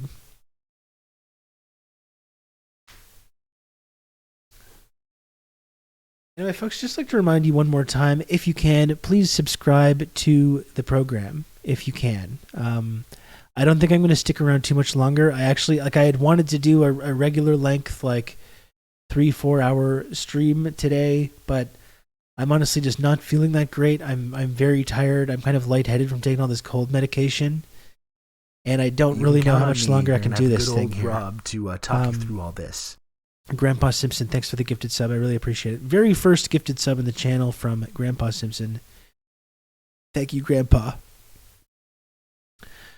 So does anyone else want to subscribe to TRRS? It's the only way that I'm able to keep doing this show each and every day. I'll be back on a regular schedule very soon. I will be back tomorrow at hopefully a normal time. I'll try to do more of a normal stream length tomorrow. But yeah, I think I'm gonna probably take off pretty soon. So one final plea. I'm here for another about 10 or 15 minutes. If you can, please support TRRS. Good old Rob to talk you through all this. Every little bit helps. Feel better, Rib TRRS Sankara. More like robo tripping Rousseau. I do feel a little bit like that right now. You can count on me. You're gonna have good old Rob to talk you through all this. Thank you, Comrade Bushy, for the 2 gifted subs as well. I really appreciate you always bailing me out, Comrade Bushy, and thank you to Cauldron of Bats also for 10 months, Tier 1. Really appreciate all the support from everyone. Like I said, I'll try to be back tomorrow for a more substantial stream. I just feel like I need to, if I want to get better, I need to kind of rest my voice a little bit. Use the computer to mark up the size of the account.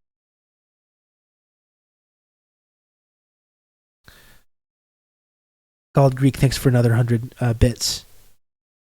You can count on me. You're gonna have good old Rob to talk you through all this. Oh boy. Glad to spend another year with you and in the community TRRS Sankara. Thank you, Pizzicata. You've just become an elite member of the Friendship Triangle. Thank you, Max.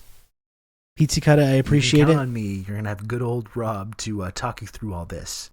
Pizzicata, I really appreciate that. I'm looking forward to another year here of streaming. This is some guy, Rob Russo, some leftist based in Canada. We're getting all the different alerts. Sick individual, and I found this. We're getting all the different alerts right now. I'm happy to have you in the community, Pizzicata. Looking forward to another year. Max, thanks for the 5 gifted subs. That's very, very kind of you. Really, really appreciate the 5 gifted subs. Thank you, Max. Thank you, thank you, thank you, thank you, thank you. That's 5 thank yous for the 5 gifted subs. I really appreciate it. And Canceling Culture, thanks for the gifted sub. And Matt from Unelectable Airwaves, thank you for the raid. Welcome, Raiders. Welcome in. I'm not sticking around too much longer, but I appreciate the raid. It's nice to see you. I'm Rob. It's nice to have you in the chat. Please smash the follow button if you can. No, I am really sick, Marcus. I'm really sick. Honestly, I would like to. Yeah, usually Matt is streaming at like crazy fucking hours, so this is quite a surprise. No, I am really sick. I started feeling a little under the weather, I think, on like the 29th, and I've just on New Year's I was not feeling great, but still managed to drink a bunch of sparkling wine and sing a bunch of songs. But since that time, I've just been feeling really crappy. I'm not gaming. I would never do that. I don't know. It's not COVID. It's just a cold, just like a regular cold. When I had COVID before, I knew that it was COVID. Like I was fucking on my ass, and I felt like I was dying. I don't feel like I'm dying. I just have a bit of a sniffle, a bit of a sore throat, a bit of a cough. Not too bad. Nothing too serious. But I think if I want to be able to do like a 4 or 5 hour stream yesterday, I don't really have anything going on the next couple of days except just like streaming and chilling out basically. So I can, if I want to do a longer one tomorrow, I think I should try and avoid spending another 2 hours yapping away here.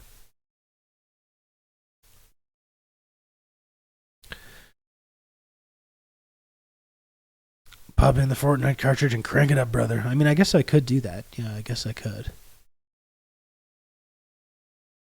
I could transition to a little Fortnite. I don't see why I couldn't do that. We got 2 minutes left in this hype train, folks. We got 2 minutes left in this hype train. Does anyone else want to subscribe to TRRS? Only 14 subs to go. A measly 14 subs to go.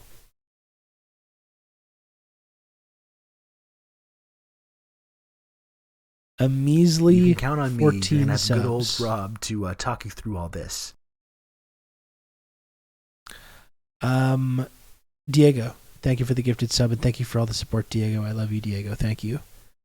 Really appreciate that. No jokes allowed due to Twitch's new policy. I don't. Which policy is this? I know I'm not allowed to simulate nudity, and I was planning on doing a big. I was planning on doing a big simulated nudity stream, so unfortunately I've had to cancel that thanks to changes at Twitch's policy about this.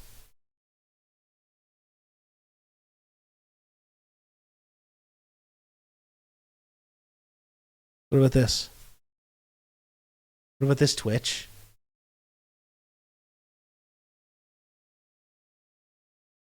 Huh? What do you think about this? I don't want to stretch my shirt too much. You've just become an elite member of the Friendship Triangle. What do you think about this, Twitch? Sikalufakis, thank you for the 5 gifted subs. I really appreciate that so much. Thank you. Thank you, thank you, thank you, thank you, thank you, Sikalufakis. Very, very kind of you. Collarbone in front of all these impressionable adults, I know. And you never know, there's some freaks in this chat. There's some absolute freaks in here. I don't encourage them too much. Some people have to objectify me. We don't need to name names. But some people just love to do it. Implied collarbone, that's right.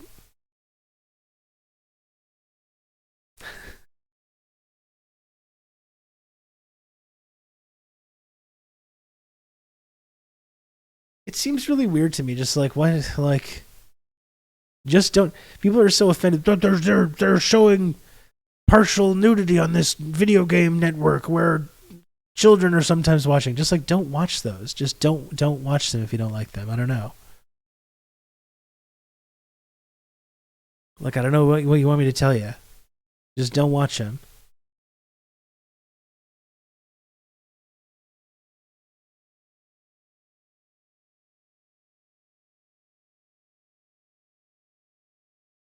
Kids can find this kind of content if they want to. I mean, that's just the reality. The rage is women making bank without men bossing them around, for sure. That is pretty much it, isn't it?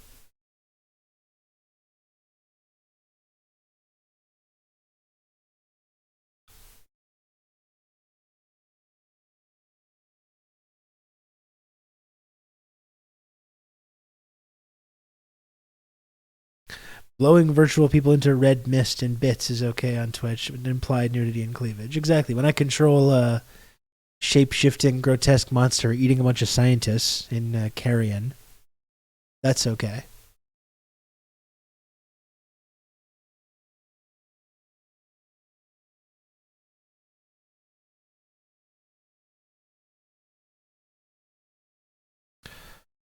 Oh, I don't know.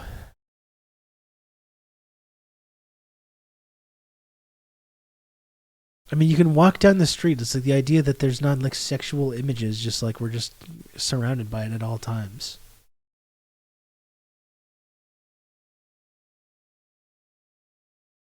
Lodan, I'm not so sure. I don't want to argue with you about that, but I'm not so sure. I don't know.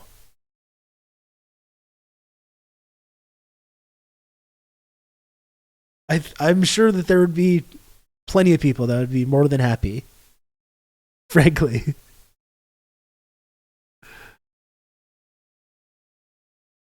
We don't need to say who that is. We don't need to say who, that would be into that kind of thing, but just scrambling to get on my credit card.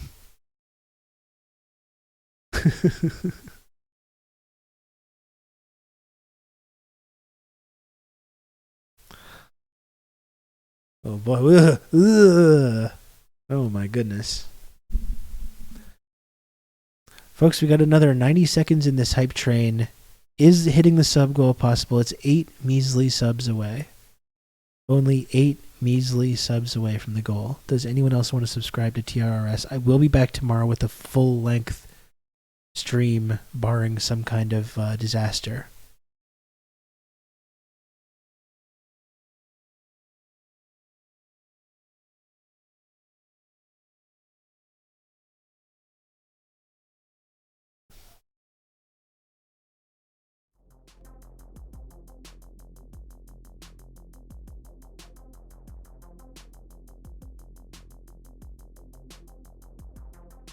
Disaster like nuclear Armageddon. I mean, if there was nuclear Armageddon, I would want to make sure I was streaming so we could talk about it.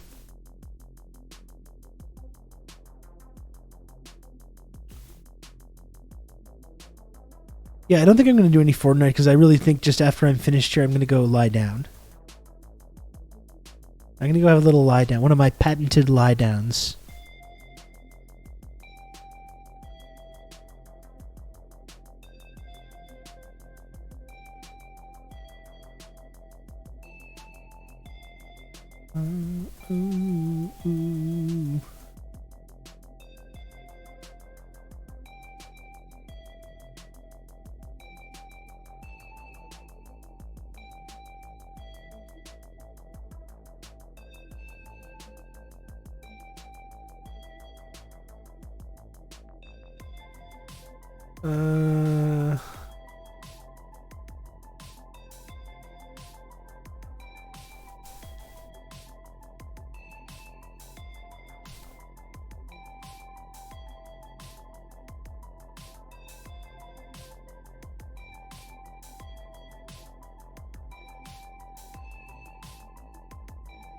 Thanks again, folks. It was nice to come back. It's 420, by the way. Smoke 'em if you got 'em.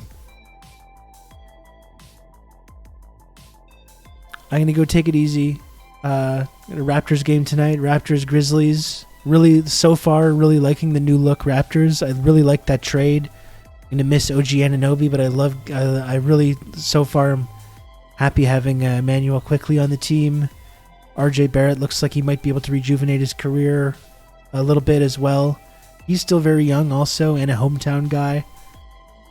Really liking the possibilities for the Raptors. It'd be nice for them to turn it around this season.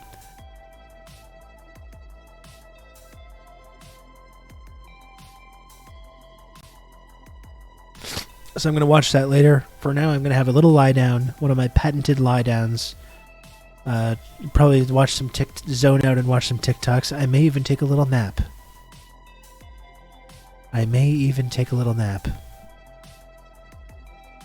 But thanks for watching. It was good to catch up, folks. I'll be back for a longer stream tomorrow. Should be feeling better. It was great to catch up with everyone again. It's the first stream of 2024.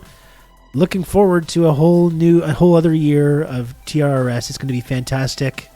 Give my regards to David Tovarish. See you tomorrow. Peace.